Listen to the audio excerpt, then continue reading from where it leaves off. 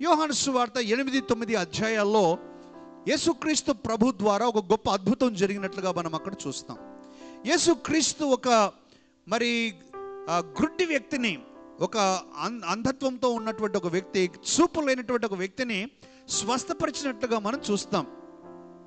స్వస్థత పొందినటువంటి ఈ వ్యక్తి అక్కడ అందరికీ కూడా తెలిసిన వ్యక్తి కావటంతో చాలా అలజడి జరుగుతూ ఉంది. అందరూ కూడా ఏం జరిగింది, ఈ వ్యక్తి మన ముందు ఉన్నవాడే కదా, నిన్నటి వరకు మన దగ్గర ఉన్నవాడే కదా, ఎలా జరిగింది అని చాలా డిస్కషన్ జరగటము, అతన్ని టెన్షన్ పెట్టడం స్టార్ట్ చేశారు. ఏంటి టెన్షన్ పెట్టడం స్టార్ట్ చేశారంటే, యేసుక్రీస్తు ప్రభు ద్వారా ఈ యొక్క అద్భుతం జరిగింది అని చెబితే, యేసుక్రీస్తు ప్రభు ద్వారా మాత్రమే ఈ యొక్క అద్భుతాన్ని అనుభవించాను అని చెబితే యేసుక్రీస్తు యొక్క గొప్పతనం మరెక్కువగా అవుతుంది అని, తద్వారా ఆ రోజుల్లో ఉన్నటువంటి మత ప్రవిష్టులందరూ లేక మతాధికారులందరూ కూడా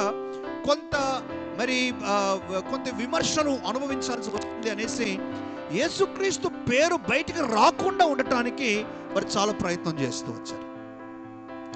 అయితే ఈ వ్యక్తి ఈ డిస్కషన్స్ అన్నిటికీ కూడా విని జవాబు చెప్పలేక మరి విసుగు చెంది చివరికి ఒక మంచి మాట అన్నాడు. ప్రియులారా, యోహాను సువార్త 9వ అధ్యాయము 24-25 వచనాలు మనం చదువుదాం. కాబట్టి వారు గ్రుడ్డివాడై ఉండిన మనుష్యుని రెండవ మారు పిలిపించి, దేవుని మహిమపరచుము, ఈ మనుష్యుడు పాపి అని మేము ఎరుగుదుమని వానితో చెప్పగా, వాడు అంటే ఎవరు ఈ మనిషి పాపి అంటే యేసుక్రీస్తు గురించి వారు ప్రస్తావిస్తూ ఉన్నారు. ఈ మనుషుడు పాపియో కాదో నేను ఎరుగను, ఒకటి మాత్రం నేను ఎరుగుదును. వన్ థింగ్ ఐ నో, ఒకటి మాత్రం నేను ఎరుగుదును, నేను గ్రుడ్డివాడనై ఉండి ఇప్పుడు నేను చూచుచున్నాను. బ్యూటిఫుల్, అమేజింగ్ గ్రేస్ అనే పాటలో ఉన్నటువంటి మాట ఇదే. I was once blind but now I see.